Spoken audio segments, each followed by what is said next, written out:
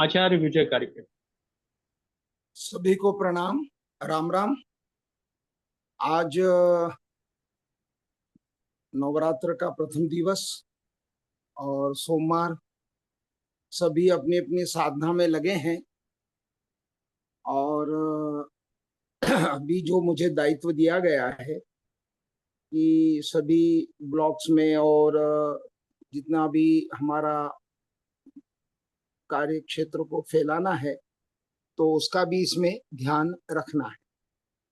कृषि कोई मामूली कार्य नहीं है और इसमें किसान परिवार जो जन्म से कृषि कार्य कर रहे हैं वो बहुत अच्छे से इसको जानते हैं, करते हैं और कराते हैं। कुछ लोगों ने पढ़ाई भी की है और पढ़ाई के माध्यम से भी वो उसको कर रहे हैं, परंतु जो बचपन से जिसको बोलते हैं कि बाय बर्थ जो कृषि कार्य से जुड़ जाते हैं, तो उनकी क्वालिटी एक अलग रहती है। पढ़ाई में जो पढ़ा दिया, सामने वाले ने लिख दिया। अब इसमें दो चीजें आती है कि पढ़ के किया जाए या करके लिखा जाए।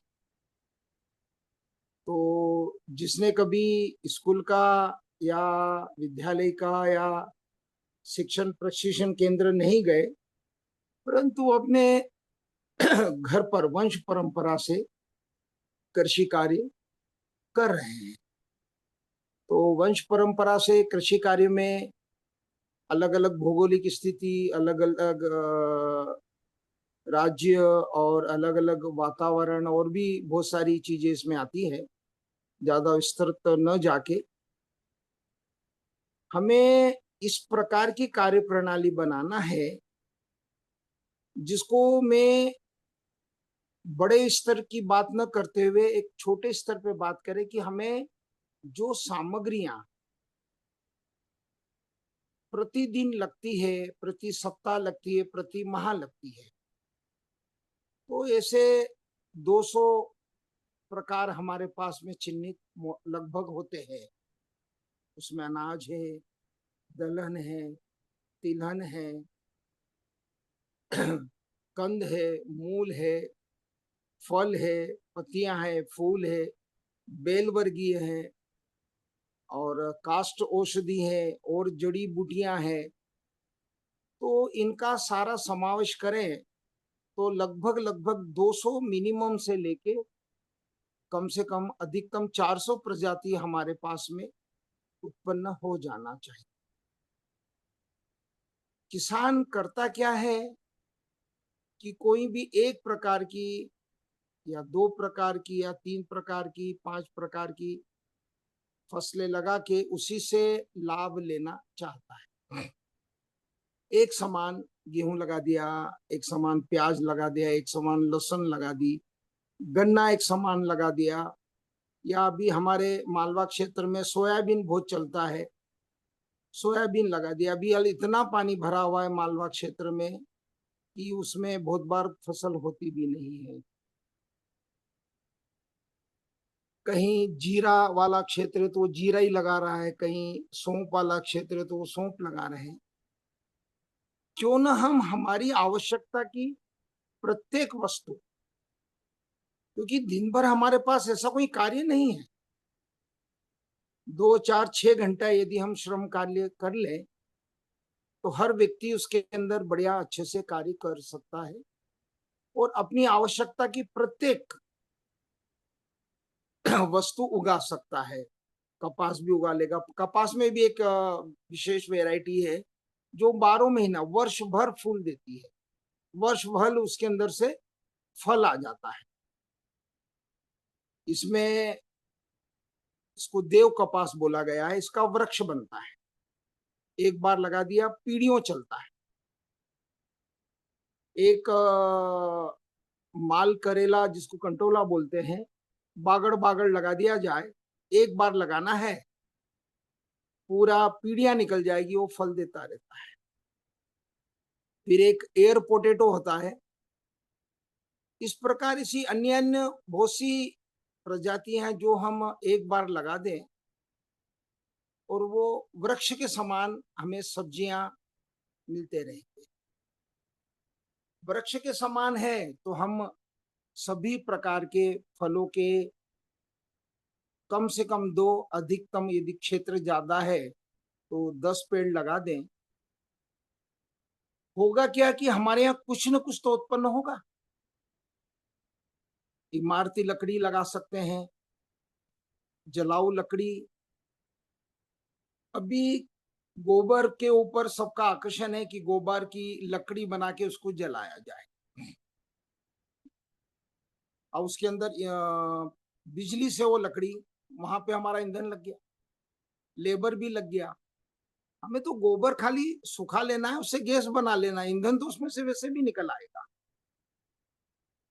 धरती माता की जो आवश्यकता है वो हम पूर्ति नहीं कर पा रहे हैं। वैसे ही गोबर बहुत कम मात्रा में है और उसको भी हम जला रहे हैं। लकड़ियां हैं, झाड़ियां हैं, हम पेड़ों की ट्रिमिंग, प्रूनिंग, कटिंग कुछ भी करते रहें तो उससे भी हमें अंगूठे के आकार की लकड़ियां जलाने के लिए अच्छे से मिल सकती। विषय ब्लॉक वाइज, समूह वाइज कार्य करने का है तो इसमें यदि 4 लोग मिलके, 10 लोग मिलके कुछ कार्य करेंगे। इसमें एक विषय और आता है भेड़ चाल। प्याज का भाव अच्छा आया तो सारा गांव का गांव, पूरा आसपास का पूरा क्षेत्र प्याज लगा देगा। लहसुन का भाव आ गया तो लहसुन लगा देगा। हम हमारी उपयोगिता के हिसाब से। अब इसमें एक प्रश्न और प्रश्न में आता है कि हम 2, 5, 10 प्रकार की फसलें लगा के उसको थोक भाव में बेचते हैं।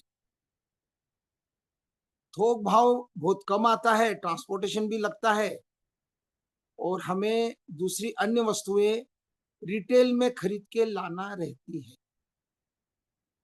अब थोक में हमें भाव कम मिला हमारी फसल का, उत्पादन का, और जब रिटेल में दूसरी अन्य चीजें लेने जाते हैं तो उसमें हमें भाव या मूल्य ज्यादा चुकाना पड़ता है। ये अंतर ही सबसे ज्यादा परेशानी का, तकलीफ का कारण। यदि हमने 10 दाने सौंप के लगा दिए, ये मेरा एक छोटा सा प्रयोग है, कोई भी व्यक्ति कर सकता है। 10 दाने हमने सौंप के लगा दिए तो हमको वर्ष भर सौंप मिलती रहती। मैं तो अभी लोगों को छत पर टेरेस गार्डन के रूप में ज्यादा सिखा रहा हूँ, शहरों में, नगरों में। एयर पोटेटो भी एक गमले में लगा दिया आपका तो 1-1.5 किलो एक बेल से एयर पोटेटो मिल जाता है। उसको अगली बार मल्टीपल कर लीजिए तो आपका, क्योंकि 200 से लेके 400 रुपए किलो एयर पोटेटो हमारा इंदौर मालवा क्षेत्र में इसकी बिक्री होती है और इसकी शॉर्टेज रहती है, कमी बनी हुई है, क्योंकि जैन समाज इसका अच्छा मूल्य दे देता है। गन्ना लगाया है तो शहद का पर्याय बन जाता है काकवी। गुड़ के स्थान पे हम उसको काकवी या राब जिसको बोलते हैं, जिसमें दाना नहीं होता है, बिल्कुल शहद के। तो जैन समाज को मैं बोलता हूँ ये प्राकृतिक रूप से बिना किसी जीव का उपयोग किए ये बनता है तो वो काफी अच्छा भाव दे देता। मिठास है और उसका यदि सही तरीके से हमने बनाया है, गन्ने को अच्छा साफ करके, धो के, छील के, और इसका लाभ पूरा पूरा लिया जा सकता है।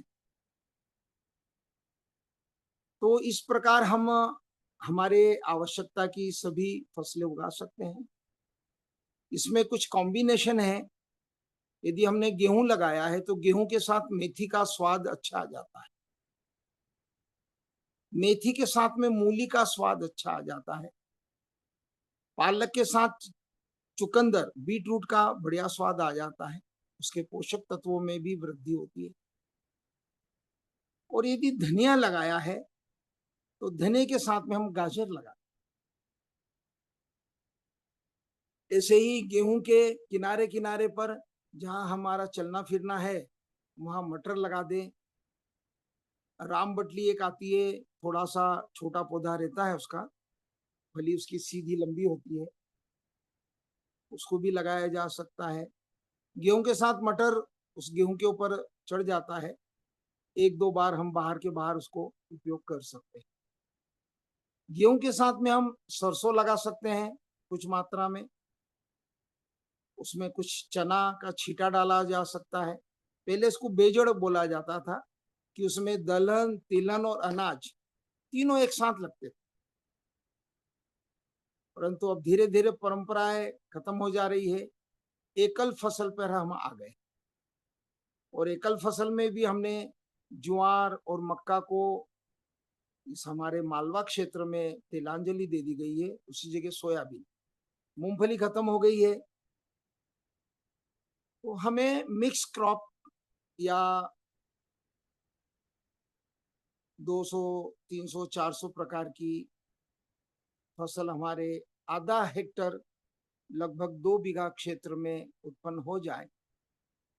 इसमें एक बिंदु विशेष और आता है, क्योंकि मैं दाएं बाएं जाके ने एक समराइज कर रहा हूं। इसमें प्रति सप्ताह हमको सब्जियां लगाना है, क्योंकि सबसे ज्यादा यदि कोई चीज आपको लाभ दे सकती है तो वो सब्जियां हैं। सब्जियों में भी हम प्याज और लहसुन को निकाल के बेचते हैं, उसके स्थान पर यदि हम उसके पत्तों को काट लें, कुछ पत्ते रोक दें, कुछ पत्ते निकाल लें, तो वो हमको उस प्याज लहसुन से ज्यादा लाभ दिला सकते हैं, मात्रा भी ज्यादा हो जाएगी और उसका मूल्य भी काफी अच्छा मिल जाता है। प्याज लहसुन अपनी जगह तैयार होगी, उसके अंदर कोई अंतर नहीं आएगा। ऐसे ही अदरक हम लगाए हैं, तो अदरक के पत्तों का हम उपयोग कर सकते हैं। हल्दी लगाई है तो हल्दी के पत्तों का भी हम उपयोग कर सकते हैं। तो इस प्रकार हम पेड़ की छाया में घुइया, जिसको अरवी बोलते हैं, महाराष्ट्र में आड़ू बोलते हैं, तो उसके पत्ते भी काफी अच्छी बिक्री होती है। और हम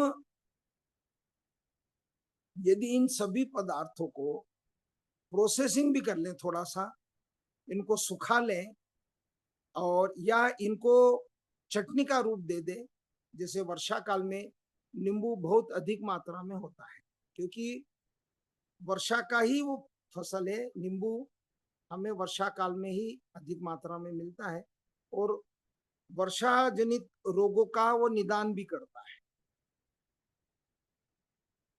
तो हमें नींबू का रस निकाल के, उसको मराठी में सुधा रस बोलते हैं, या उसके अंदर मिठास मिला के उसको थोड़ा सा धूप दिखा के भंडारण कर सकते हैं।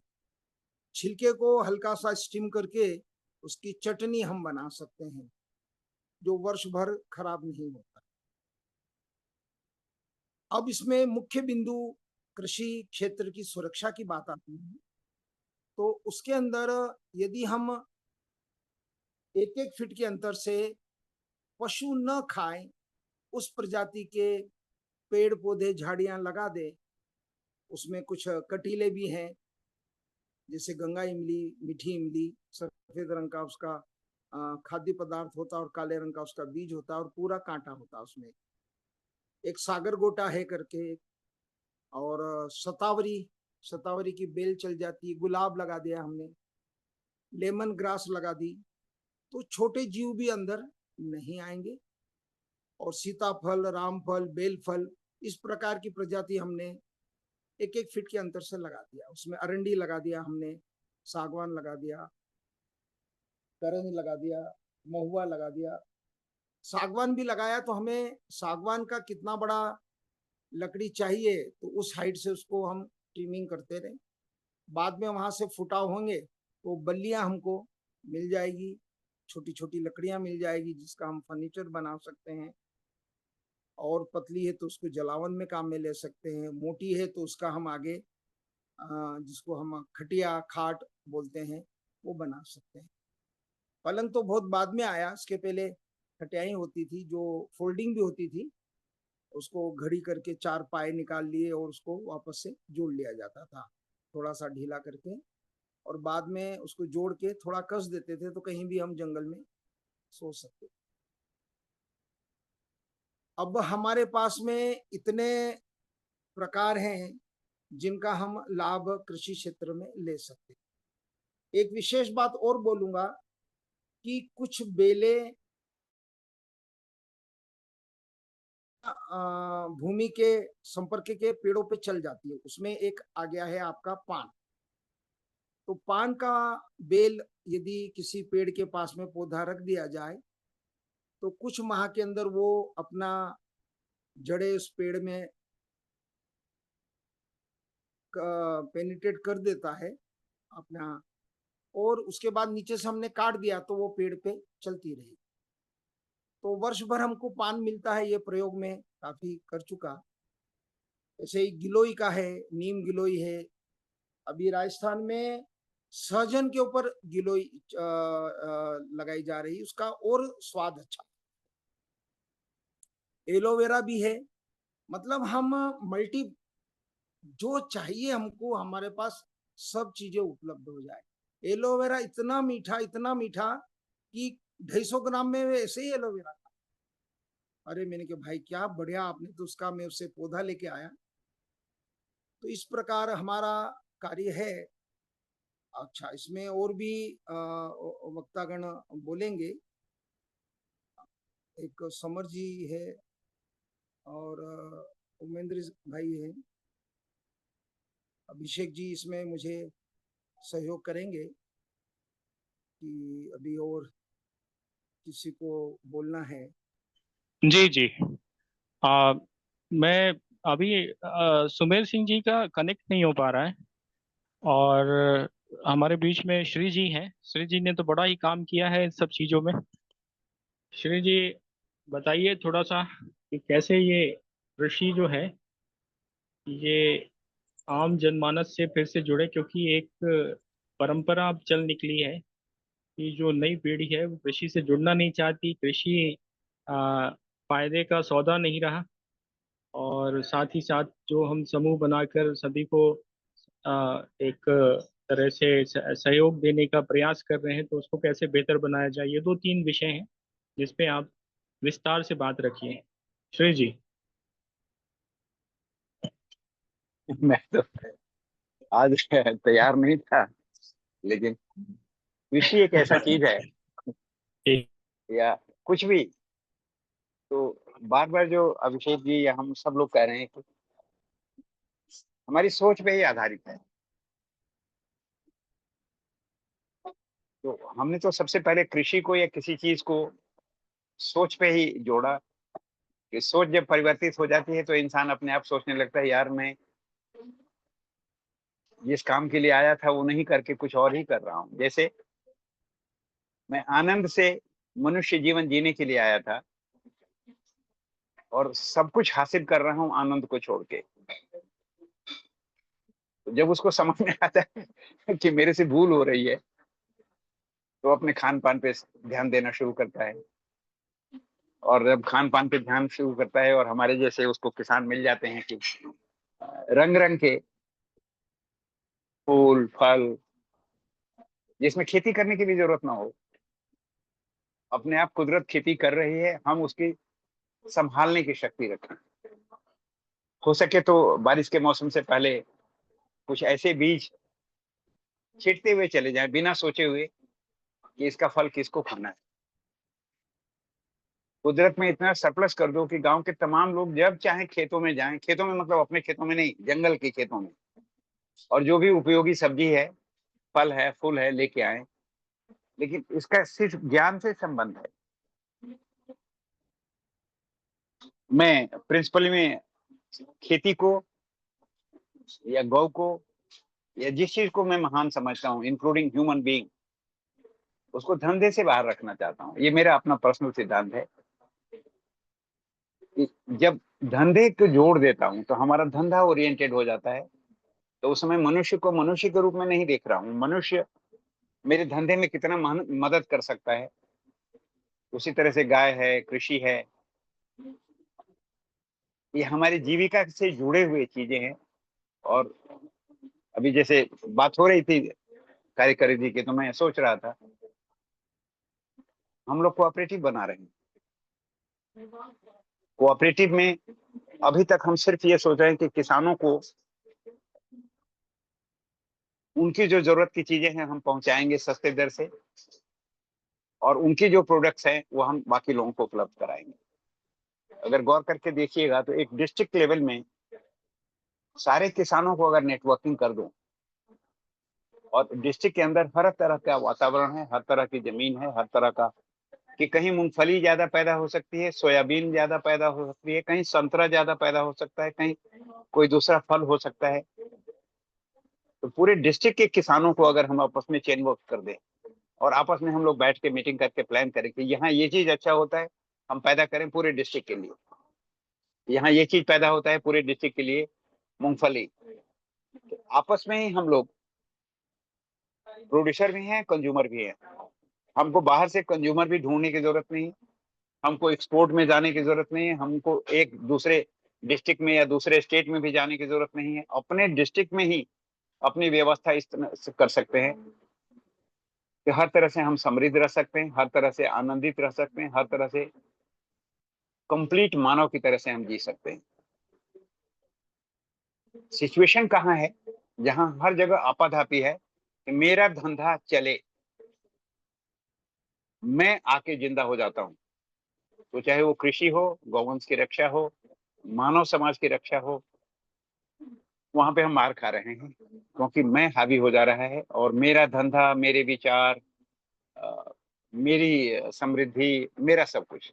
तो ज्ञान के रास्ते ये सब कुछ आसान लगता है, और जब तक ज्ञान नहीं होगा, किसान चाहता है कि कोई मेरे खेत में खेती करके और मुझे पैसा दे दे। अब हालत ये हो गई है कि किसान को नेपाली मजदूर चाहिए, हमारे जैसे विजय कार्यकर जैसे अगर कोई मिल जाते हैं तो किसान बहुत खुश हो जाता है। अब मैं उसके लिए उपलब्ध नहीं हूं, तो मैं ऐसी शिक्षा भी नहीं देता हूं कहीं। मैं कहता हूं कि तुम्हें अगर खेती करना है तो आ जाओ मेरे साथ जोड़ो, और हम लोग मिलके खेती करते हैं, फिर देखो उसका आनंद कैसे है।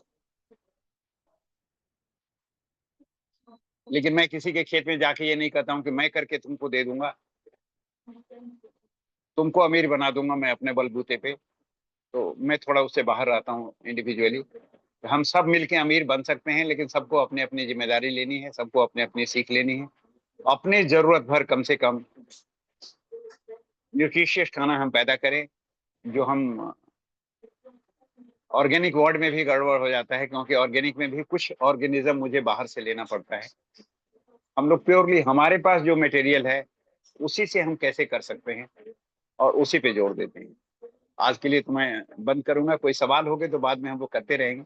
मैं प्रैक्टिकली हूँ कि कोई आए तो हम नेचुरल, ये फल देख लो, ये फूल देख लो, इससे जूस ले लो, ये खाना ले लो, और करने से ज्यादा जो हो रहा है उसमें हम बढ़ावा देने की कोशिश करते हैं कि मुझे अलग से खेती करने की जरूरत नहीं पड़े। कुदरत खेती कर रही है, मैं उसको सपोर्ट कर रहा हूँ। सबको निमंत्रण देता हूँ कि बारी बारी से जिसको फुर्सत है आके यहाँ देखो कि जंगलों में कैसे हम लोग मंगल करते हैं। कि मेरा खेत नहीं, मैं मालिक नहीं हूँ, लेकिन पूरा विश्व ही मेरे लिए खुला हुआ है, और इसमें हम लोग आनंद कर रहे हैं। Thank you. हमारे बीच में ललित जी जुड़े हुए हैं। ललित जी ने स्मार्ट पिथौरागढ़ करके एक प्लान बनाया था आज से 7-8 साल पहले। तो उसमें खेती को कैसे स्मार्ट करना है उसको भी बताया था। तो आज के समय में जो पिथौरागढ़ है, पिथौरागढ़ में क्योंकि एक बहुत मतलब रिमोट क्षेत्र है। दो दो देशों की सीमाएं लगती हैं, नेपाल और चाइना की। और पहाड़ी क्षेत्र है तो और भी दुर्गम हो जाता है। तो वहाँ की जो कृषि की समस्याएं हैं, और वहाँ पे सामुदायिक कृषि और जो समूह के माध्यम से जो हम कर सकते हैं, जो वहाँ के बुतहा गांव हैं जो 103 के करीब संख्या है पिथौरागढ़ की सिर्फ।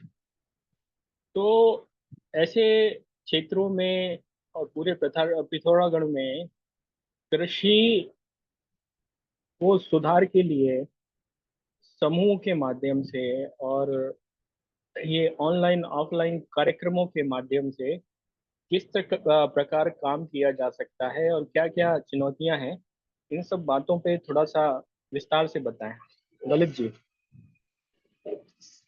ललित जी मुंह खोलें उससे पहले संजोग से अभिषेक, ललित जी और श्री जी का काफी कॉम्बिनेशन हो चुका है, काफी गहरे जा चुके हैं। और एक तरह से है कि साल भर का हम लोगों का प्लानिंग है कि साल भर हम लोग काम करेंगे। तो जिसको आप आज रिमोट कह रहे हैं वो एक तीर्थस्थल बन जाएगा।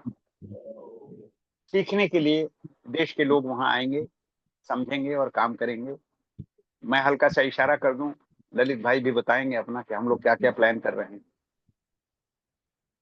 पिथौरागढ़ डिस्ट्रिक्ट जड़ी बूटी का इतना बड़ा सेंटर होने जा रहा है कि पूरे वर्ल्ड के लोग वहां पे झांक के देखेंगे। हाई एल्टीट्यूड है जिसमें कीड़ा जड़ी जैसी और शतावरी जैसी न्यूट्रिशियस चीजें अपने आप होती हैं, हम लोगों को संरक्षित करने हैं या उनको और बढ़ावा दे देने हैं।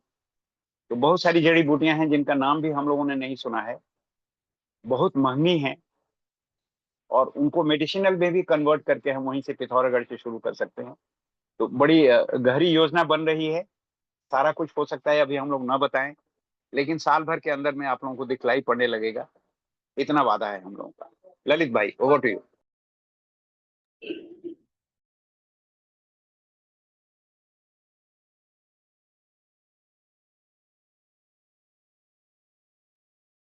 ललित जी,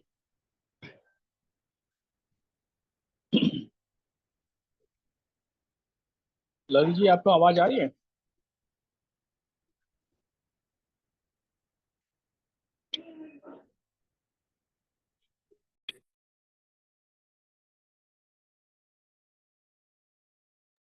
तब तक सुमेर भाई आ गए हैं, सुमेर भाई का सुन लिया जाए, फिर ललित भाई बाद में बोलेंगे। सुमेर सिंह राजावत जी, आज आपका विषय था कृषि। कोई बात नहीं, मैं और दरअसल किसी बाहर से बच्चियां आ गई थी, अभी अभी उनको भेजा है कोई बात नहीं। एग्रीकल्चर वाली। जी जी, तो यही हाँ, एग्रीकल्चर का बहुत सारे युवा और बुजुर्ग यहाँ पे इंतजार कर रहे हैं कि एग्रीकल्चर को कैसे बढ़ाया जाए, आज की चुनौतियां क्या हैं, और जो आपका क्षेत्र है और पूरे देश में इसको कैसे ले जाया जाए समूह बना करके, कैसे इसमें मजबूती दी जाए। तो थोड़ा सा विषय रखिए। आज आपको वक्ता है, जो वक्ता है उनमें से एक वक्ता आप। बोलना तो मुझे कम आता है, फिर भी जो आता है बोलने का प्रयास करता हूँ। भारतवर्ष का दुर्भाग्य है कि हमें अपनी गाय के आगे देसी, बमूल के आगे देसी और केंचुओं के आगे देसी शब्द लगाना पड़ा। इसका अगर किसी को प्रयोग करना है तो वैद्य राजेश कपूर जी का एक वो है जो यूट्यूब पर आप देख सकते हैं, समझदार केंचुए ना समझ वैज्ञानिक। इससे सीधा स्पष्ट महसूस होता है कि भारत सोने की चिड़िया क्यों था। अपनी भारतीय देसी गाय में, देसी बमूल में और केंचुओं में इतना दम है कि अपना कार्बन, वाटर टेबल, पर्यावरण सुधार, पीएच और जो भी आवश्यक चीजें हैं उनमें सब में सुधार होता है, ऐसा हमारा प्रैक्टिकल अनुभव है। उसके लिए विधि चाहे गोपाल जी सुथारिया वाली हो, चाहे कोटा वालों की पद्धति हो, चाहे टीसीबीटी पद्धति हो, चाहे सुभाष वालेकर साहब की पद्धति हो, आप पद्धति कोई सी प्रयोग में लाएं, इनमें सब में बीच में गाय है। गाय के गोबर की सबसे बड़ी विशेषता है कि गाय के गोबर को जब हाथ में लेते हैं तो कामधेनु आयोग ने जिस तरह से रेडिएशन फ्री होने का दावा किया है, गाय के गोबर में वही गुण विद्वान है। और हम कंटिन्यू अगर इस कार्य को करें और हवन पद्धति पर आधारित फिटकरी और हवन भस्म का प्रयोग करें तो अपनी जमीन भी ऊर्जावान हो जाती है। उसमें आप जब खाना खाएंगे तो टेस्ट तो बढ़े ही बढ़ेंगे, लेकिन टेस्ट के साथ साथ आप ऊर्जावान भी सीधे हाथ में रखने से भी होंगे। जहां तक कौन सी पद्धति आपको उपयोग में लानी है, सबकी अपनी अपनी विशेषताएं हैं और सबकी अपनी अपनी कमियां हैं। अगर आप गोपाल जी सुतारिया पद्धति, जिनके पास गाय अधिक हैं, सबसे बढ़िया मैं गोपाल जी सुतारिया साहब की पद्धति मानता हूं। जिसमें वो एक कल्चर देते हैं। 2 लीटर आप वो कल्चर डालिए, 2 लीटर आप छाछ डालिए, 2 किलो गुड़ डालिए, सुबह शाम आप हिलाइए और सीधा उनके गोबर को, गाय के गोबर को आप 40-50 फीट चौड़ाई में, लंबाई में डालिए, 3 फीट चौड़ाई में डालिए, 2 फीट ऊंचाई में डालिए।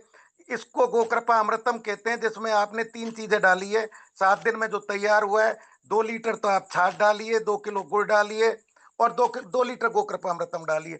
2 ड्रम उसमें डाल दीजिए, उससे वो अपने आप डिकम्पोज हो जाएगा।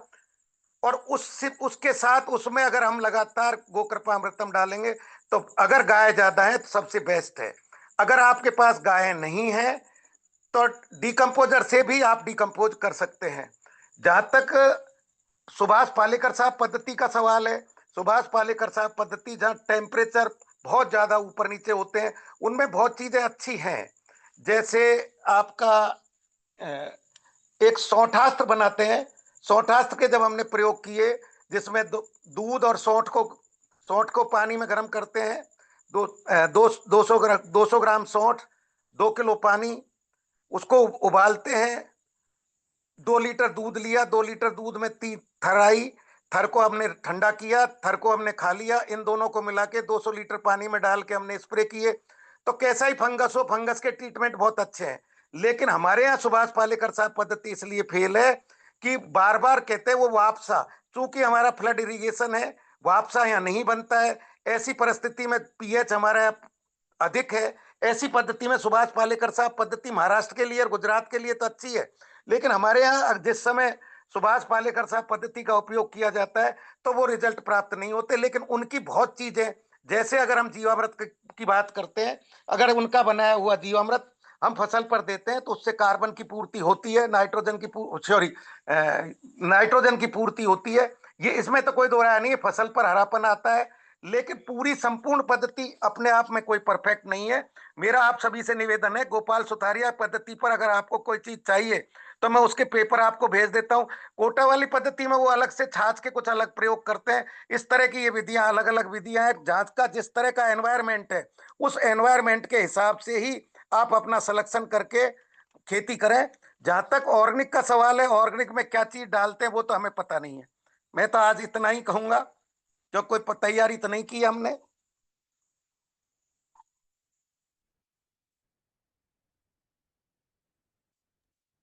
धन्यवाद सुमेर सिंह जी। हमारे बीच में राहुल शर्मा जी भी जुड़े हुए हैं। राहुल शर्मा जी आ, गौ आधारित कृषि पे काफी काम कर रहे हैं, गौ आधारित प्राकृतिक कृषि पे।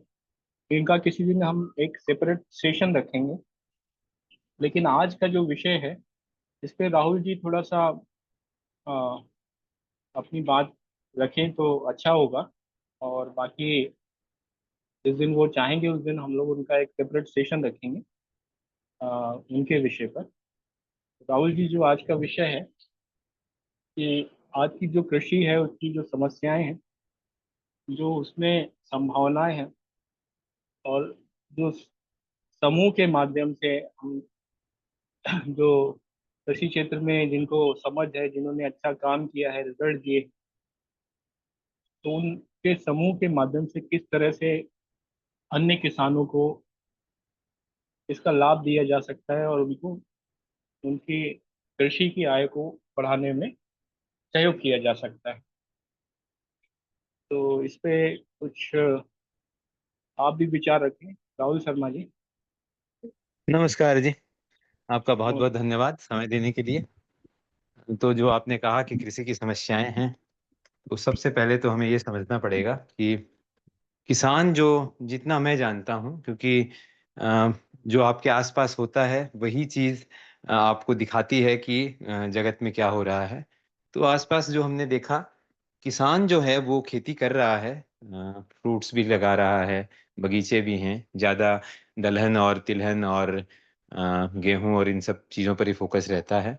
लेकिन छोटे छोटे क्लस्टर्स में अगर किसानों को प्रेरित किया जाए कि सबसे बड़ी समस्या क्या है जब हम प्राकृतिक खेती की बात करते हैं, तो हमें इसकी बॉटम लाइन समझनी पड़ेगी कि जैसे एक बच्चा क ख ग घ सीख करके फिर पीएचडी करता है, तो ये प्राकृतिक खेती भी उस तरह से ही है कि हमें स्टेप बाय स्टेप इसमें आगे चलना पड़ता है।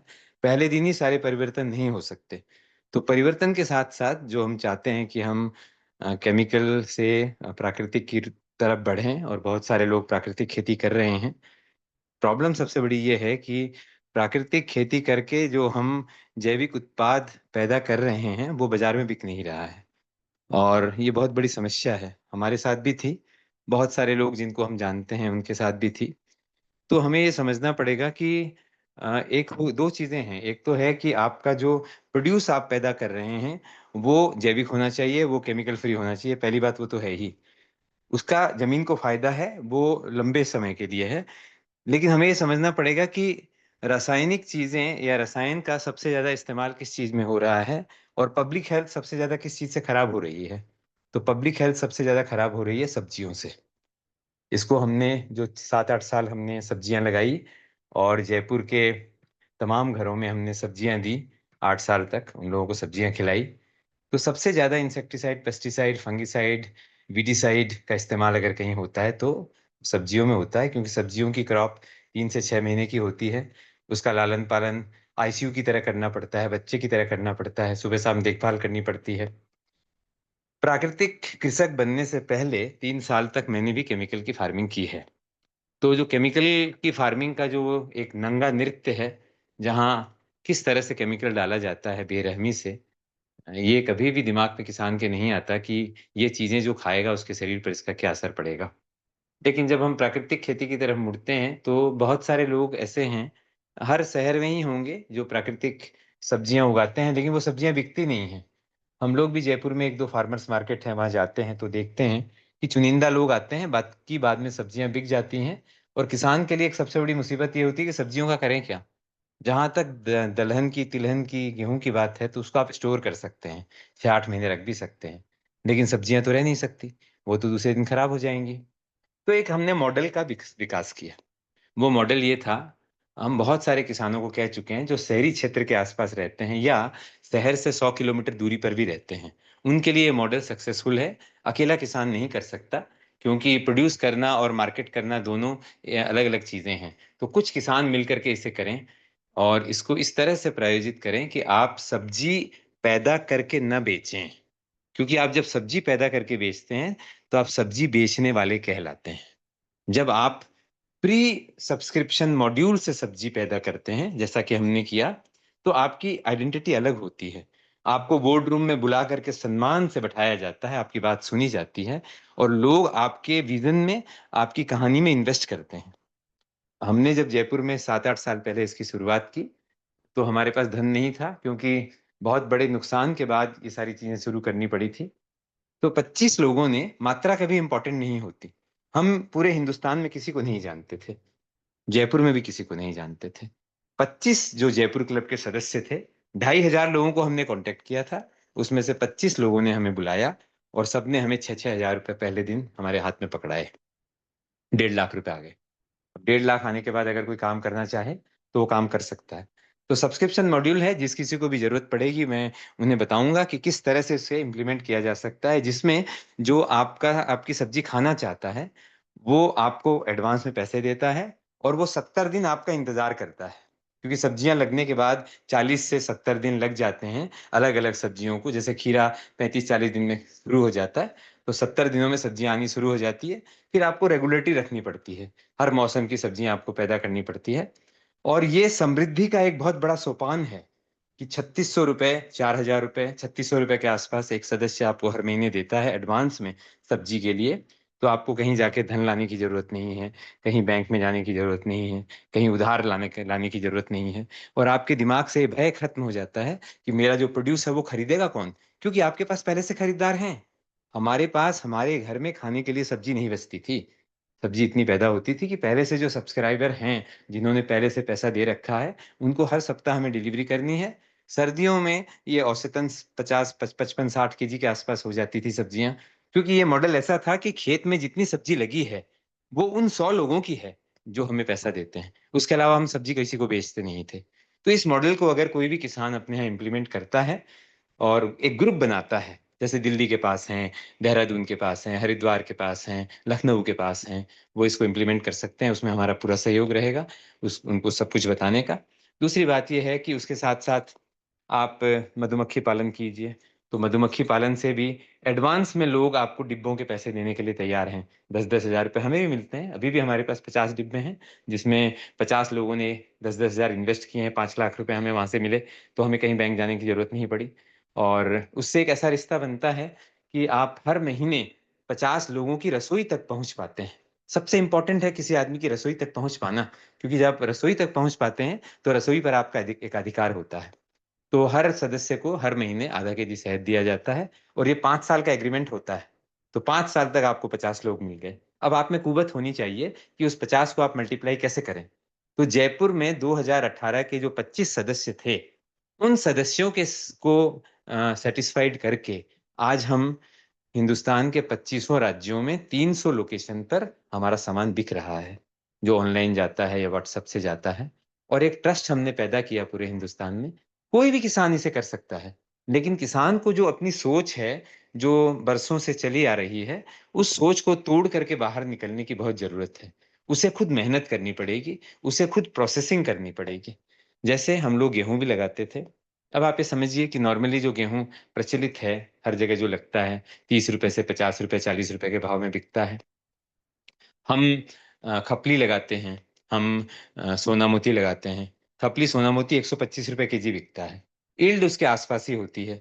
अब एक खेत में अगर आप 10 कुंटल गेहूं पैदा कर रहे हैं, वो 30 रुपए में बिक रहा है, तो किसान को 30 हज़ार मिल रहे हैं। अब अगर वो 60 रुपए में सोना मोती बिक रहा है होलसेल में, ठीक है, जो बिक जाता है, हम लोग भी 60 रुपए 70 रुपए में खरीदते ही हैं, बेचते हम 125 में हैं। और 60 रुपए में अगर आप बेचते हैं, 10 कुंटल होता है तो 60 हज़ार मिलते हैं। तो सबसे बड़ी इंपॉर्टेंट चीज है कि हम करना क्या चाहते हैं। दूसरा, हमारा सिलेक्शन किस चीज पर है, हम लगाना क्या चाहते हैं। दुनिया क्या लगा रही है, इससे हम नहीं अपना काम चला सकते। हमें अपनी विधा विकसित करनी पड़ती है। अब गेहूं लोग लगाते हैं, हम भी गेहूं लगाते थे, तो हमारे यहाँ नवंबर में गेहूं लगता है, हम अक्टूबर में ही गेहूं बेच देते हैं। तो हमारे पास 1 केजी गेहूं नहीं होता। ठीक, अक्टूबर के बाद अगर किसी को गेहूं चाहिए, तो वो अगले साल का इंतजार करे। उससे पहले हमारे पास कोई गेहूं नहीं है, वो सारा बिक चुका होता है। 60% एडवांस हमारे पास आ जाता है। सबसे बड़ी समस्या किसान के साथ ये है कि वो कहीं ना कहीं किसान क्रेडिट कार्ड से मांग करके, उधार लेकर के अपनी खेती करता है। और जब ईल्ड आ जाती है, जब हार्वेस्ट हो जाता है, तो उसका खरीदार कोई नहीं है। फिर उसको औने पौने दामों में वो बेचना पड़ता है। जिस मॉडल की मैं बात कर रहा हूँ, वो समृद्धि लाता है। आपको कोई टेंशन नहीं रहती, आपके पास कोई सामान बचता ही नहीं है, सब कुछ पहले से बिका हुआ होता है। गेहूं किसान बेचता है, क्या किसान गेहूं का दलिया नहीं बना सकता?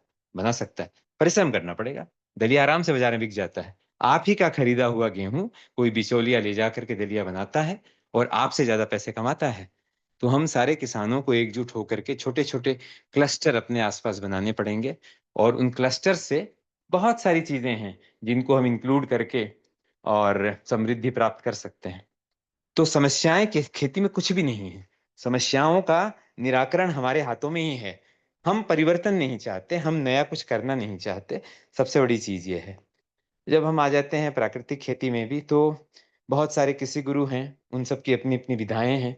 लेकिन क्या होता है कि हर व्यक्ति की और उसके परिवेश की, वहाँ के पानी की, वहाँ के वातावरण की एक अलग मांग होती है। तो किताबों में जो एक तरह की विधा लिखी होती है, वो विधा हर जगह काम नहीं आती। जैसे हमने 8 साल की, तो हमने खेती करने से पहले सुभाष पालेकर जी की सारी किताबें पढ़ी हैं। हमने ताराचंद बेल जी के बारे में भी, उनसे मिले भी, सब कुछ हमने उनका भी सुना। हम आकाश चौरसिया से भी मिलने गए, वहां भी हमने ट्रेनिंग ली। लेकिन इन सबको देखने के बाद हमने अपना निचोड़ निकाला कि आपकी डिमांड क्या है, आप जहाँ रह रहे हैं वहाँ का वातावरण कैसा है, उसको आप कैसे कर पाएंगे, या आपकी लिमिटेशंस क्या हैं। तो एक छोटी सी चीज है कि ज़्यादा कुछ करने की ज़रूरत नहीं होती खेती में। इंसेक्टिसाइड, पेस्टिसाइड के लिए मात्र नीम ऑयल की और गौमूत्र की ज़रूरत होती है। गौमूत्र और नीम ऑयल से सारे कीटाणु खत्म हो सकते हैं। मतलब वो मारे नहीं जाते, एक तरह से हम उसको कहते हैं कि रिपल्स करते हैं, मतलब दौड़ा दिए जाते हैं वहाँ से। तो हर 5वें दिन अगर आप स्प्रे करते हैं, तो आपको किसी चीज़ की ज़रूरत नहीं होती। सब्जियों में सबसे ज़्यादा खतरनाक चीज़ होती है जिसे कहते हैं माइट्स, मकड़ी, लाल मकड़ी। तो लाल मकड़ी जो है, वो सबसे ज़्यादा होती है टमाटर में, मिर्च में और तरबूज में, जो बेल वर्गीय सब्जियां होती हैं उनमें होती है। और उसको केमिकल स्प्रे से भी रोक पाना कई बार बड़ा मुश्किल हो जाता है। लेकिन हमने हमारे यहाँ देखा कि मात्र नीम ऑयल और गौमूत्र से आप मकड़ी को भी खत्म कर सकते हैं, उसको भी रोक सकते हैं। तो ये सारी चीजें क्या है कि हम जब एक विधा देखते हैं हम उसी को फॉलो करते हैं और हम उसमें उलझ के रह जाते हैं। ठीक है, बहुत सारी चीजें बनानी पड़ती हैं, बहुत सारे स्प्रे करने पड़ते हैं। तीन ही चीजें हैं, गोबर है, गौमूत्र है और नीम ऑयल है। इससे किसी भी तरह की खेती की जा सकती है। जब तक हम प्रसंस्करण में नहीं जाएंगे, ये न देखें कि हमने अगर 5 केजी दलिया बेच लिया तो हमने क्या कमाया। 5 केजी दलिया ही किसी दिन 500 केजी हो जाता है, फिर 5000 केजी हो जाता है। हमने कहीं कलनरी आर्ट में कुछ सीखा नहीं है। लेकिन आज हम लड्डू बेचते हैं, पूरे हिंदुस्तान में लड्डू बिक रहे हैं। हर जगह हमारे लड्डू को शौक से खाया जाता है। तो ये सब इनोवेशन है, आपको खुद करने पड़ते हैं, ट्राई करना पड़ता है, टेस्ट करना पड़ता है। किसानों के यहाँ अब देखिए, हम लोग नीम का पाउडर खरीदते हैं, हम सहजन का पाउडर खरीदते हैं। सैकड़ों किसान ऐसे होंगे जिनके यहाँ नीम के पौधे हैं, तुलसी के पौधे हैं, लेमन ग्रास के पौधे हैं, जिनके यहाँ सहजन का पौधा है, लेकिन उनको उनकी यूटिलिटी नहीं मालूम। बात ये नहीं है कि आप उससे तोड़ करके 1 टन बेच पाएंगे क्या। पहले दिन कोई 1 टन नहीं बेच पाता। आप अगर 100 ग्राम भी बेच पाते हैं, इसके बहुत सारे उदाहरण हैं हमारे पास।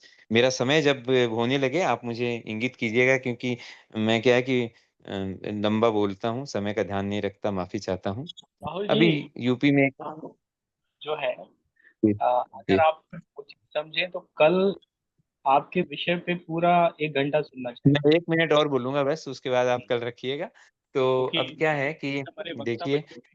अब कल कल एक रियल मिनट और बस, चाहिए। 1 मिनट का समय और दे दीजिए। एक बिल्कुल मिनट समय और। है। तो अभी यूपी में एक किसान है, कभी उसको भी हम यहाँ बुलाएंगे। और उसने 3-4 साल पहले, क्या होता है कि हैंड होल्डिंग का मतलब क्या होता है। हैंड होल्डिंग का मतलब होता है आप किसी का हाथ पकड़ करके उससे सड़क क्रॉस करना सिखाएं, उसे बताएं नहीं कि सड़क ऐसे क्रॉस होती है। क्योंकि हर आदमी अपने हिसाब से सड़क क्रॉस नहीं कर सकता। आपको उसे 2-4 बार सड़क क्रॉस करानी पड़ती है। जब आप उसे 2-4 बार सड़क क्रॉस कराते हैं, तब वो अभ्यस्त हो जाता है, फिर वो आपके सहारे के बगैर भी कर सकता है। तो एक किसान है जगत सिंह कुशवाहा, उनका एक दिन फोन आया, वो बोले कि सर मेरे यहाँ लेमन ग्रास बहुत है और मैं लेमन ग्रास ½ केजी 100 रुपए में बेचता हूँ, बिकती नहीं है। तो मैंने उसे कहा कि बेचना इंपॉर्टेंट नहीं है, पहले आपके पदार्थ को समझिए कि आप बेच क्या रहे हैं। आप लेमन ग्रास बेच रहे हैं, ½ केजी लेमन तैयारी ग्रास आपकी। इतनी बड़ी होती है, एकदम कट्टा भर के होती है। खरीदार खरीदेगा कैसे, नहीं खरीदेगा। तो उसका हमने 50-50 ग्राम का पाउच बनवाया, जो 200 ग्राम 200 केजी लेमन ग्रास 200 रुपए केजी में जो लेमन ग्रास नहीं बेच पा रहा था, वो 50 ग्राम की लेमन ग्रास 40 रुपए में बेचता है। आज 3 साल से वो लेमन ग्रास 800 रुपए में बेच रहा है। क्या ये समृद्धि नहीं है कि 200 रुपए की चीज आप 800 रुपए में बाजार में बेच पा रहे हैं, क्योंकि दुनिया तो 1600 की बेच रही है। तो इस तरह से छोटे छोटे प्रयास हमें करने चाहिए। और इन प्रयासों से, खेती कोई मुश्किल चीज नहीं है, ये बहुत आसान चीज है अगर इसे हम ढंग से समझें और इसे तपस्या की तरह करें। अभी हम इसे तपस्या की तरह नहीं कर रहे, अभी हम इसे काम की तरह कर रहे हैं। हम सारी चीजें तपस्या की तरह करते हैं। आप लोगों का बहुत बहुत धन्यवाद, आप लोगों ने सुना। जब आप समय और देंगे कभी, तो हम पूरी यात्रा हमारी बताएंगे कि जी, सड़क पर आत्महत्या के कगार से एक आदमी कैसे उपराष्ट्रपति तक पहुंचता है। वो एक जर्नी होती है, बरसों लगते हैं, लेकिन उसमें मजा बहुत आता है। बहुत बहुत धन्यवाद आपका। राहुल बहुत जी बहुत अपना नंबर चैट बॉक्स में डाल देना। राहुल जी, दिया जाएगा। आ, राहुल जी, कल जो है कल भी कृषि का विषय ही होता है, कृषि पशुपालन का। तो कल जो है, कल आप अपना विषय विस्तार से रखिए। पूरा समय आपका ही रहेगा, आप पर ही कार्यक्रम होगा कल, मंगलवार, दिन 23 तारीख। बहुत बहुत बहुत अगर आप धन्यवाद सहमत आप। हैं तो कल कर सकते हैं। आप नहीं नहीं, सहमत हम हैं? सहमत हैं। मैं जी, हरदम हर आदमी को एक ही बात कहता हूँ कि समय वो है जो हमारा कमाया हुआ नहीं है। अगर हम समय किसी और को नहीं दे सकते, तो कमाई हुई कोई चीज तो दे ही नहीं सकते। तो समय बहुत है, और आप जब कहेंगे हम हाजिर हैं आपके लिए। कल 8:15 बजे का हम प्रोग्राम इसका फिक्स कर देते हैं, सभी लोग उपस्थित रहे। धन्यवाद। धन्यवाद। हमारे बीच में और भी कई सारे वरिष्ठ साथी यहाँ पे मौजूद हैं। प्रश्न लेने से पहले मैं उनके बारे में भी थोड़ा सा बताऊंगा। स्वामी रामेश्वरानंद जी हैं, ये राजस्थान में इन्होंने काफी अच्छा काम किया है, राजस्थान और अन्य क्षेत्रों में। आ, मैं उनसे भी आग्रह करूंगा कि थोड़ा सा वो आ, अपना अपने कार्यों के बारे में और थोड़ा अपना परिचय अगर दे सकें तो अच्छा रहेगा। नहीं तो किसी दिन आपका भी हम व्यक्तिगत तौर पे समय लेकर के और फिर पर वो करेंगे, कार्यक्रम करेंगे। डॉक्टर स्वामी रामेश्वरन।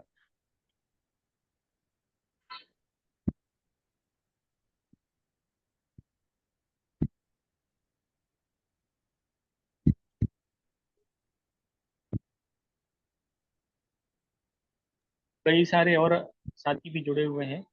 जी स्वामी जी। जी जी, मैं डॉक्टर स्वामी रामेश्वरानंद।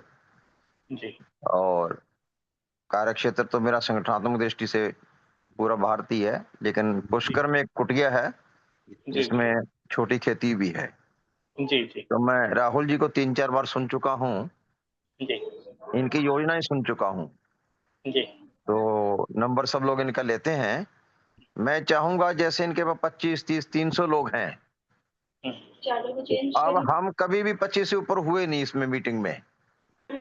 तो अगर ये जूम में सबके नंबर शेयर कर दें तो हमारे कम से कम 300 लोग एक साथ जुड़ जाएंगे। और उनका सबका फिर क्या, 300 लोगों का अगर एक वर्कशॉप 7 दिन की चला देंगे, इनके अनुभव के साथ उनका जब अनुभव जुड़ जाएगा, एक मोटिवेशन करने वाले का और एक करने वाले का, तो दोनों का मुझे लगता है किसानों को भी, हमको भी और सब लोगों को बड़ा लाभ रहेगा। जी बिल्कुल। क्योंकि इनके पास पूरे देश में 300 लोग हैं, जी 25 लोग जयपुर के ही हैं। जी जी या तो ये किस दिन स्वयं जूम कर लें और अपने को लिंक नंबर शेयर कर दें कि भी किस दिन इनके पास 2 घंटे कल हैं। कल राहुल जी जुड़ तो रहे हैं।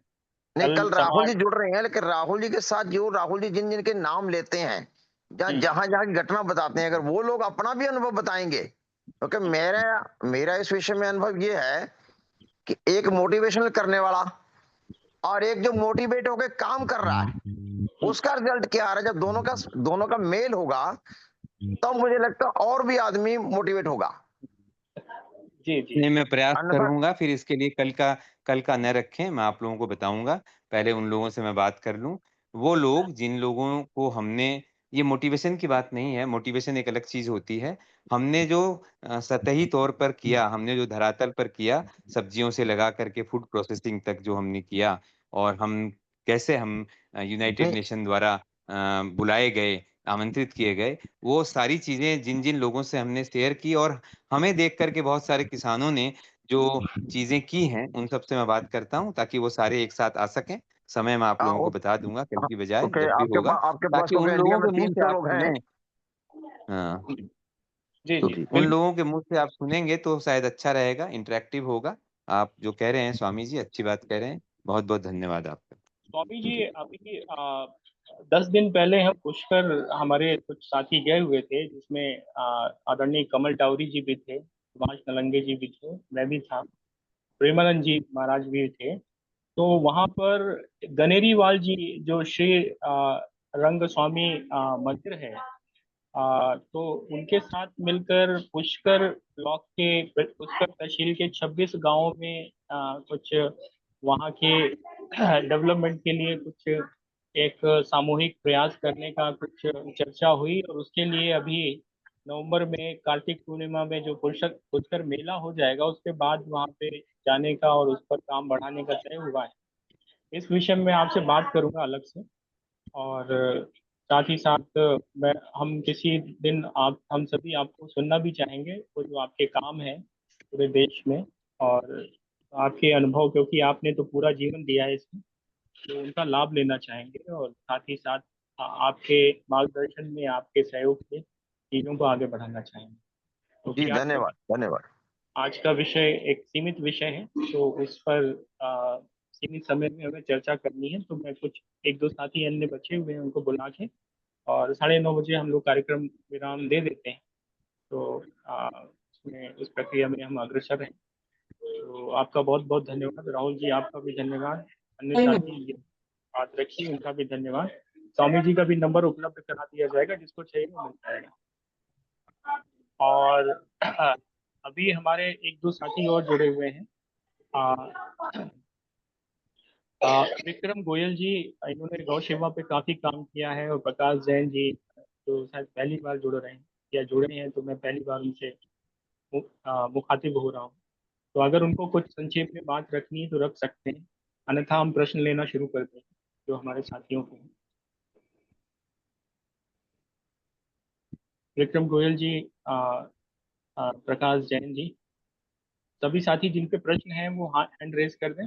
आखिरी में रणवीर शर्मा जी इसका समापन करेंगे, वो कार्यक्रम के लिए थोड़ा सा बता देंगे। साथी यहाँ से निकल रहे हैं, सभी लोग पहुंच रहे हैं वहाँ पे, तो उसके बारे में बताया जाएगा। अभिषेक जी मैं भी बोलूंगा अगर टाइम होगा। जी जी जी, आप बोलिए राजा राम।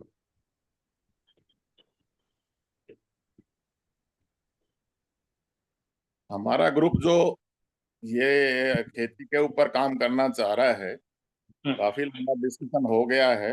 अभी जो सब लोगों ने बोला वो इंडिविजुअल एरिया वाइज है, पर हमारा ग्रुप का उद्देश्य है हम देश व्यापी और हम कैसे सहकारिता के थ्रू गांव का स्वराज में कृषि बहुत इम्पोर्टेंट है, गोपालन और पशुपालन भी बहुत इम्पोर्टेंट है, तो उसको अब कैसे बढ़ाएं।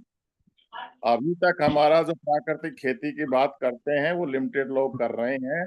रजावत जी जैसे हैं वो काफी साल से कर रहे हैं, और उसने उस खेती कर लिया के लिए 2-3 साल का टाइम लगता है, और उसके पास वो सुविधा भी होनी चाहिए। तो इस तरह अब हम कैसे करें, बाकी तो टेक्निकल बातें बहुत हो गई, इसमें मैं 2-3 लाइन कहता हूँ। प्रकृति ही सिखाती कि हम ऑर्गेनिक खेती करें, प्राकृतिक खेती करें, या हम अभी जो रासायनिक जिसको जिक्र कर रहे हो उस टाइप की खेती से कैसे छुटकारा पाए। हाँ, वो हमारी आदतें और हमारी पृथ्वी भी चेंज हो गई है, तो उसको बनाने में थोड़ा सा टाइम लगता है, पर ये 1 2 3 4 5 जिन्होंने भी जितनी अच्छी बातें बताई है, ये ही धीरे धीरे अभी 100 से 50 से आगे बढ़ेंगे, 1000 2000 ऐसे बढ़ते हुए बढ़ेंगे। तो यही शायद करनाल में भी इसी तरह का प्रोग्राम है।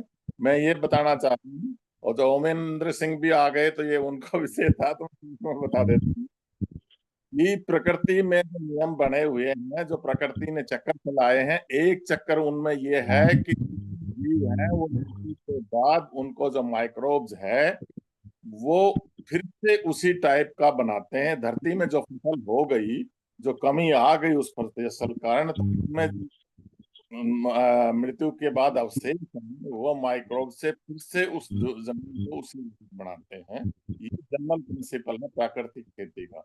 और खेती और गोपालन, खेती जीव जीव शैली तो प्रकृति का विषय है, इसलिए ये सभी इंसान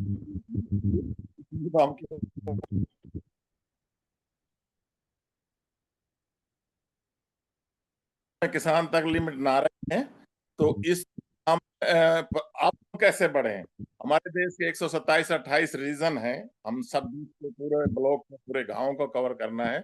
तो ये भी बात है कि किसी में किस टाइप की फसल होती है, किसी में किस टाइप की, तो हम उस रीजन वाइज ही टाइप की क्या बोना है क्या नहीं बोना है उसका होना चाहिए। बाकी बाकी जो आचार्य जी ने डिस्कस किया, श्री जी डिस्कस कर रहे हैं, वो होलिस्टिक व्यू डेवलप करना है, लेकिन किसान के लिए क्योंकि उसको तो पैसे की जरूरत है, उसके और भी खर्चे हैं, तो हम ये एकीकृत खेती जिसमें बोलते हैं ये बो दिया। ये मैंडों पे हर हर किसान के पास एक बगीची होती है, वो अपने घर की साग सब्जी फ्रूट वगैरह उसमें कर लेता है, पशुओं के चारा कर लेता है, लेकिन मेन फसल उसको ये फायदे के लिए ये लेनी है। तो इसको लेने के लिए वो आज जो कर रहा है, हमारा जो रासायनिक बहुत लोग जिक्र करते हैं रासायनिक से हो रहा है, तो सही बात है। जो रासायनिक फसल को करने के लिए है इंसेक्टिसाइड बहाने, और कुछ वीडीसाइड है, वो जरूर सबसे ज्यादा डेंजरस है। पहला स्टेप हमने इस इंसेक्टिसाइड, केमिकल इंसेक्टिसाइड, हर्बिसाइड को बिल्कुल ही जीरो करना है। इसके लिए नीम और गौमूत्र बहुत अच्छी बात है, और भी कई चीजें ऐड की जा सकती है। प्राकृतिक प्राकृतिक कंट्रोल भी है। लेकिन हमने जो जो हम कह रहे हैं, हमें जैसे एक हेक्टेयर में 100 क्विंटल हमने गेहूं लेना है, तो उसमें हमें कुछ नाइट्रोजन की जरूरत पड़ती है। वो नाइट्रोजन हमारा अभी नई जमीन है, और अभी पहले ही उसमें यूरिया वगैरह डालने से वो कीटाणु नष्ट होते हैं। उनको 2-3 साल आने के लिए एकदम चेंज नहीं करनी चाहिए, बोए किसान, और फिर उसको छोड़ता जाए यूरिया और ये जैविक की तरफ बढ़े सिस्टम काफी लोग। तो उसमें हमें अडॉप्ट करना है, ताकि किसान, आज यूरिया के लिए मारामारी हो रही है, क्योंकि यूरिया एक 100 टन लेने के लिए आपको 300 किलो चाहिए। वो, ये आप ये 60,000 किलो, तो 60,000 किलो की कीमत लगा ले, 600 की लगा ले, तो लालच कर जाता है। तो वो आदत धीरे धीरे डालनी है, और इसलिए हमें प्रकृति की तरफ बढ़ना है, और एरिया वाइज बढ़ना है, और सहकारिता से बढ़ना है, क्योंकि जमीन इतनी छोटी हो गई। अगर आप इंडिविजुअल करोगे, आपको लॉस होगा। सारे मिलके कुछ लोग एक ग्रुप बना के, तो थोड़ा सा आसान होगा, क्योंकि अभी हम पहले हम परिवार का ही ग्रुप बनना चाहिए। एक भाई, 5 भाई है, आधा एक है, तो हम पांचों मिलके एक जगह करें, ऐसे ही 10 परिवार मिलके एक जगह करें। इस तरह का ये जो सामूहिक खेती बाड़ी का वापस लाने के लिए करेज करना चाहिए हमारे ग्रुप ने। धन्यवाद, टाइम कम है, बात कभी फिर। धन्यवाद ब्रिगेडियर साहब। उमेंद्र जी, अंत में आपके पास 10 मिनट है, इसके बाद फिर 5 मिनट में रणवीर शर्मा जी बात रखेंगे। जी विषय आपको मालूम ही है जी। आप वरिष्ठ कृषि वैज्ञानिक भी रहे हैं, तो इस विषय में रखिए। मैं शुरू करना चाहूंगा कि खेती के सामने चैलेंजेस क्या हैं। हिंदुस्तान में अब जो सीन बन रहा है, उसमें चैलेंजेस में सबसे बड़ा है उसकी स्मॉल होल्डिंग। किसान को, जो सरकारें भी कह रही हैं कि हमको किसान बचाना है अमेरिका के किसान के मुकाबले में, तो हमारा हिंदुस्तान का किसान अमेरिका के किसान के मुकाबले कहीं कमजोर नहीं है। लेकिन उसकी लैंड साइज जहाँ जो है 500 हेक्टेयर की है, 1000 हेक्टेयर की है, यहाँ हमारे किसान के पास 1 हेक्टेयर भी नहीं है। वो तो अब 12 बीघे से भी कम पे पहुंचता जा रहा है। दूसरा उसका स्वभाव है कि यहाँ हिंदुस्तान का वो सोशल फैक्टर है कि ट्रैक्टर उसका अपना है तो बस अपना है, किराए पे तो चलाएगा, बाकी कोई तीसरा काम वो कम्युनिटी बेस नहीं करेगा। पिछले 7 सालों से सरकार ने पॉलिसी चलाई है, यंत्रों पर 50% तक सब्सिडी दे रही है, और अलग अलग स्कीम में माने तो आप मानिए कि लगभग 4-5 लाख तक सब्सिडी दे देती है। आप 10 लाख के यंत्र लेते हैं, 5 लाख तक, 6 लाख तक सब्सिडी मिल जाती है। लेकिन सरकार की मंशा है कि आप कम्युनिटी बेस पे लें, आप ग्रुप बना के लें, आप 10, 15, 20 लोग लें, इस तरह से जो है। और वो फील्ड में अनुभव ये बताता है कि किसान ले तो लेता है 10 लोगों के नाम लिख के, लेकिन उसको अपना पर्सनल मान के चलता है। किराए पर चलाता है तो कोई अलग बात है। छोटी होल्डिंग हो जाने की वजह से बड़ी मशीनरी के लिए बहुत ज्यादा नहीं रह गए वो इकोनॉमिकली। तो वो एक पूरा एक रोटावेटर रखे हुए है अपना, जो है 10 बीघे के लिए, वो 1 घंटे में उसको चला देता है, 1.5 घंटे में। उसके बाद उसके लिए या तो किराए पर चलाना है, वरना नहीं चलाना है। तीसरी बड़ी समस्या है, वो है इरिगेशन कैपेबिलिटी की। अभी भी मैं सारा मोटा मोटा देखूं तो मोर देन 50% एरिया जो है वो अनइरिगेटेड है। और जब सिंचाई का साधन नहीं है खेती में किसान के पास, तो फिर सारी खेती उसकी बेकार है। कोई उसका उन्नत प्रजाति के बीज और फर्टिलाइजर और ये सारी चीजें जो है बेईमानी हो जाती है। तो अगर मतलब आप में से कोई लोग आगे बढ़ के जाए तो इरिगेशन सिस्टम को इम्प्रूव करने के लिए दिमाग लगाइएगा। हाईवे एक्सप्रेसवेज बहुत बन गए हैं, काश के 1-2 कैनाल भी बन जाती इन्हीं के बराबर पैरेलल, तो शायद वो कई हजार हेक्टेयर एरिया को कवर करती हैं। अकेला राजस्थान इतना पोटेंशियल वाला एरिया है अभी कि उसको सिर्फ पानी मिल जाए, एश्योर्ड इरिगेशन सिस्टम मिल जाए, तो वो पूरे हिंदुस्तान को का पेट भर सकता है। इतना उसकी जो है कैपेबिलिटी है, पोटेंशियल। चौथा पॉइंट जो है वो बराबर इधर फील किया जा रहा है, वो है सॉइल में ह्यूमस की कमी, ऑर्गेनिक मैटर की। और ये हमारे ही लोगों के स्वभाव की वजह से आया है। पुराना हम सब इस ग्रुप में जो चर्चा करते रहते हैं, ये पुराना कल्चर था, ट्रेडिशन था। खेती पशु पर आधारित थे और पशु खेती पर आधारित थे। जो खेती से आपने अपना ग्रेन तो ले लिया, गेहूं ले लिया, चावल ले लिया, लेकिन जो उसका वेस्ट प्रोडक्ट था वो सब पशु के काम आ जाता था। और पशु उसको खा करके आपको दूध दे रहा है, और उसका जो वेस्ट प्रोडक्ट है, गोबर है, पेशाब है, वो दोबारा हमारे खेत में जाकर लग रहा है, तो उसको बहुत अच्छा फर्टाइल बना रहा है। उससे नाइट्रोजन वो कितनी दे रहा है ये ज्यादा महत्व नहीं है, लेकिन वो जो ह्यूमस दे रहा है वो मतलब इनवैल्यूएबल है, उसकी कोई कीमत नहीं है, उसका कोई सब्स्टिट्यूट नहीं है। हमने नाइट्रोजन तो फर्टिलाइजर से बना लिया फैक्ट्री में, लेकिन ह्यूमस फैक्ट्री में नहीं बन सकता, वो हमको वहीं से मिलेगा।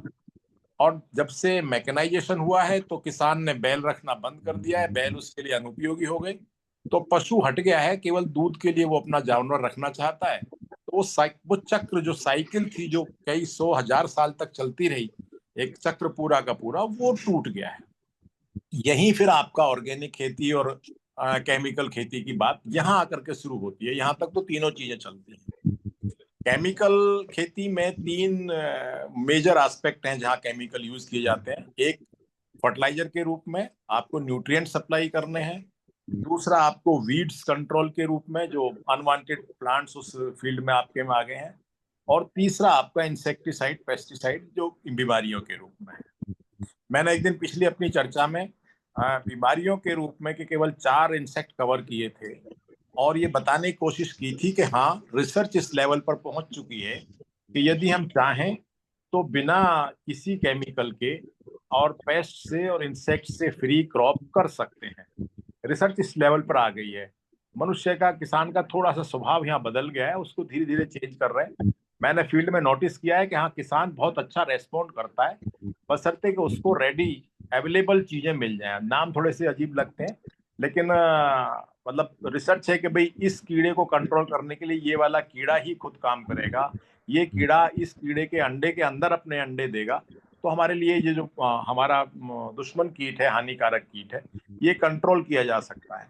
ऐसे बहुत सारे प्रैक्टिसेस है। मैंने बताया था वो फेरोमोन ट्रैप एक छोटा सा चीज होती है जिसको आप खेत में लगा देते हैं, तो उस कीट के, जिस भी कीट का हम लेके जाते हैं, दुकान से कह के जाते हैं, उस कीट के नर जो है वो आकर्षित होते हैं, क्योंकि उसमें उसकी मादा की खुशबू होती है, और वो नर उसमें सब ट्रैप हो जाते हैं चूहे की तरह से, और हम within a week control कर लेते हैं, क्योंकि सभी इंसेक्ट की लाइफ 7 दिन से 21 दिन तक होती है।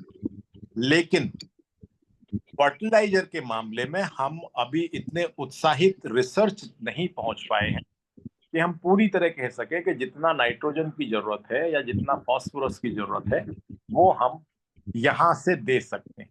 इसी ग्रुप में बातचीत के दौरान एक दिन आईआईटी कानपुर के एक सज्जन ने अपने रिसर्च पेपर दिए थे, जिसमें उन्होंने कहा था कि 325 केजी पर हेक्टेयर की नाइट्रोजन वो बैक्टीरिया फिक्स करने की कैपेबिलिटी रखते हैं।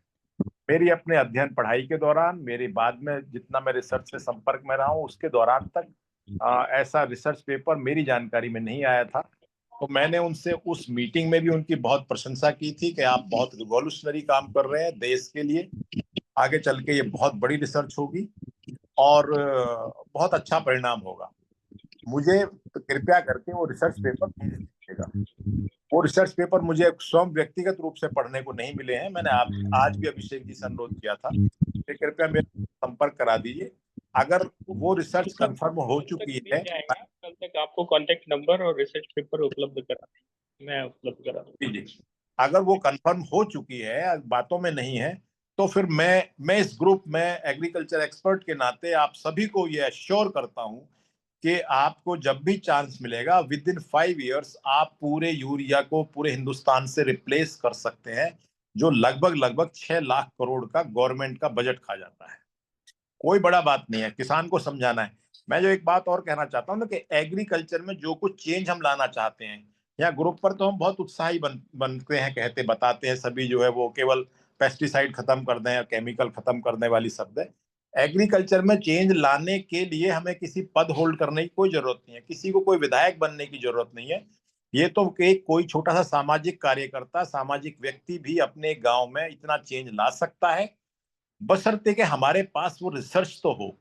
मैंने जिस भी फार्मर को ये बताया कि तुम दवाई मन नहीं डालोगे, अगर तुम ये फेरोमोन ट्रैप ला करके लगा लीजिए, तुम जब बीमारी आएगी तब जाओगे वहां बाजार में दवाई लाओगे, उसको डालोगे और केमिकल अपने लिए और उसके लिए डालोगे। उससे अच्छा है कि ये कार्ड लगा लो। केवल वो 100 रुपए के कार्ड हैं, खेत में 5 जगह लगाने हैं। मेरे को आज तक एक फार्मर नहीं मिला जिसने मना किया हो कि नहीं मैं तो दवाई ही डालूंगा, आपका कार्ड मैं नहीं लगाऊंगा।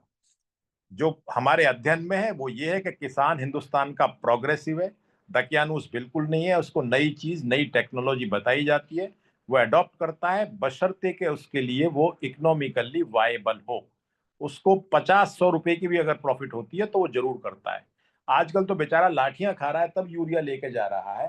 क्यों इतना जलालत सहन करेगा? अगर हम उसको गांव में ही ये बता देंगे कि आप मत डालिए, आप ये एक पैकेट खेत में डाल दीजिए, तो आगे बड़ा प्रॉमिसिंग है। एग्रीकल्चर में ऐसा नहीं है, बहुत अच्छे आशा की किरण भी दिखाई दे रही है। और वी होप कि हाँ, हम इसको बिल्कुल केमिकल फ्री करने की तरफ आगे बढ़ेंगे, काफी कामयाबी पालेंगे। रिसर्च बराबर चल रही है, तो लेट अस होप कि हम दोनों चीजों पे कोप अप कर लेंगे। किसी भाई का कोई प्रश्न होगा तो मैं जवाब देना चाहूंगा। धन्यवाद ओमन जी।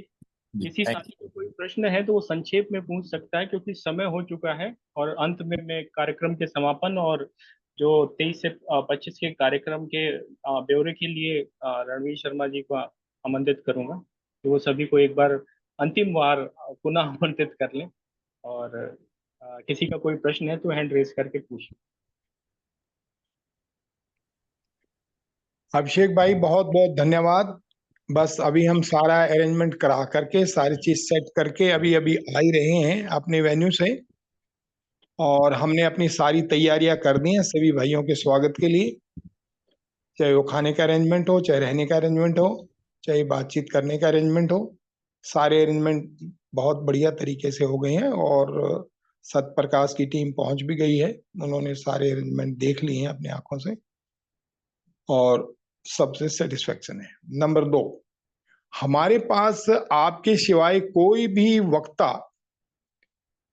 ग्राम स्वराज व नगर स्वराज की अवधारणा और उसकी व्यवहारिकता के ऊपर मेरे पास अभी किसी वक्ता का कोई विचार रखने के लिए कोई 10 लाइन का पेपर नहीं आया है।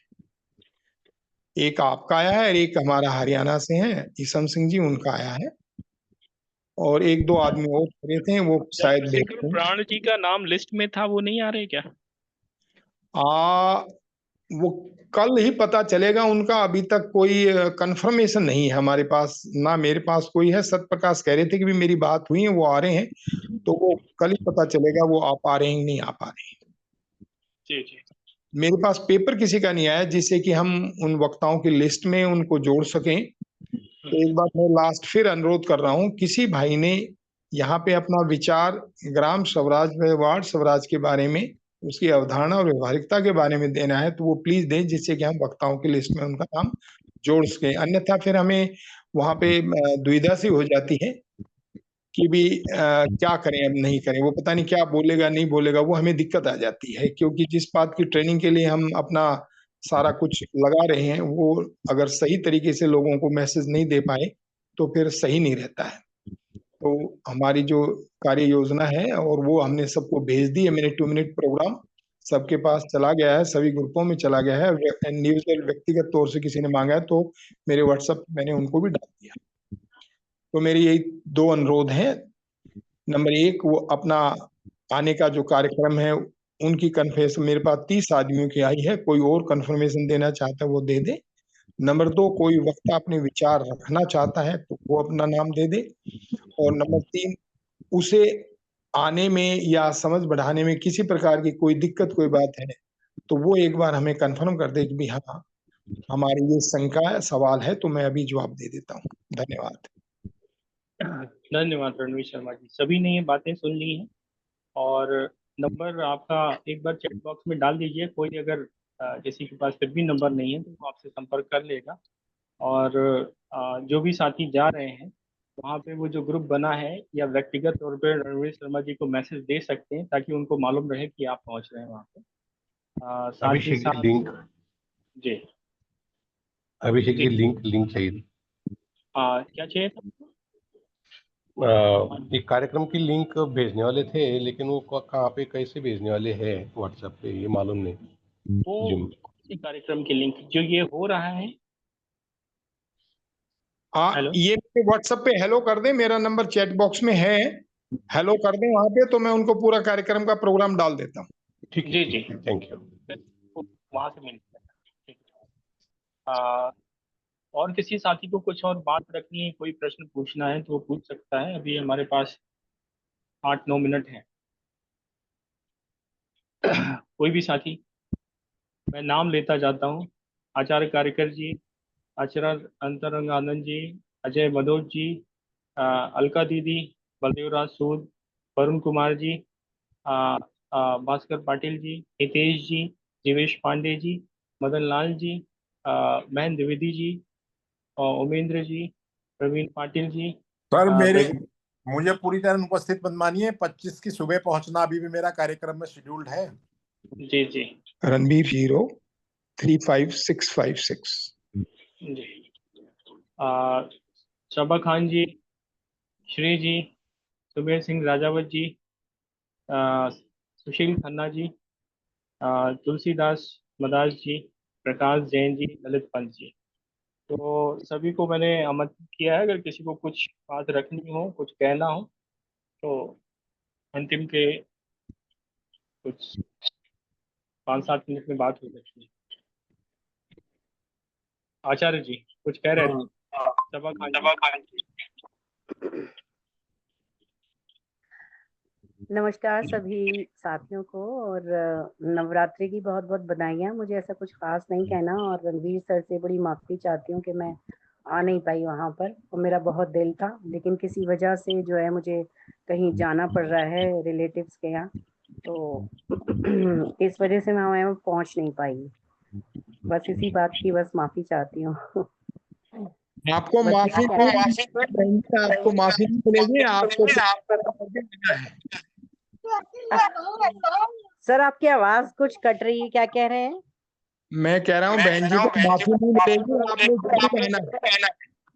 इको कर रही है सर आपकी आवाज। हाँ, ब्रेक हो रही है सर, ओहो, क्लियर नहीं आ रही। माइक ऑन है। अच्छा, मैं बंद कर हाँ देती हूँ। माइक तो हाँ हाँ, सबा खान बहन जी आवाज आ रही है? हाँ अब आ जी रही सर आ रही है, आप बोलिए। मैंने बंद कर दिया है क्योंकि आपकी आवाज आपने जरूर से जरूर आना है, माफी नहीं मिलेगी आपको। धन्यवाद। अच्छा।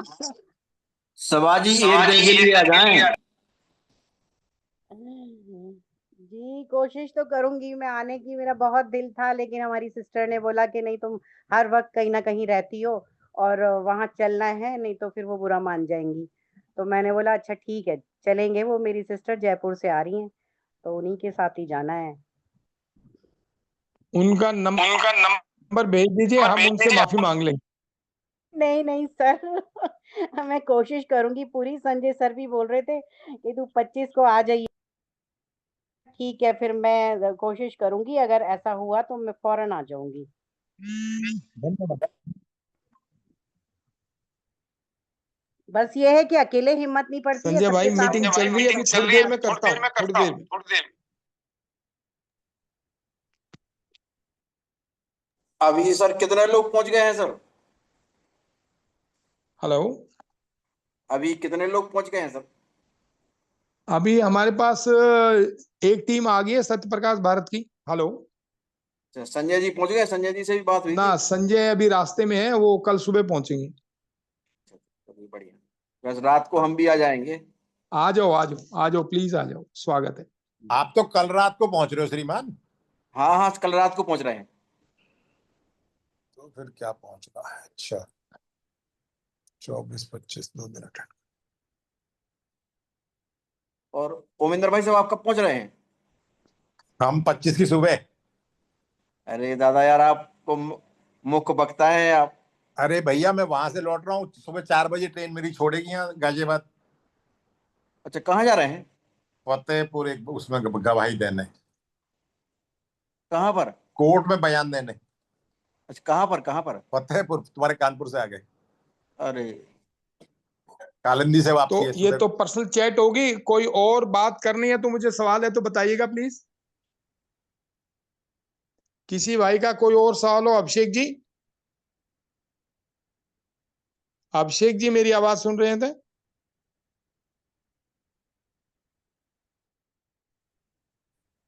हेलो हेलो,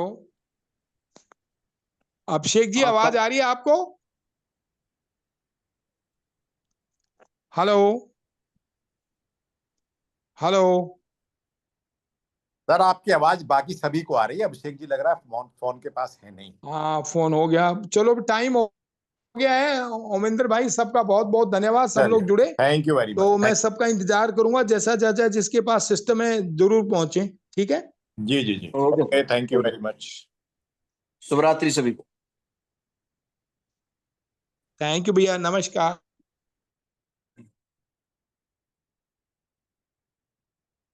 अरे उमेंद्र सर, हेलो।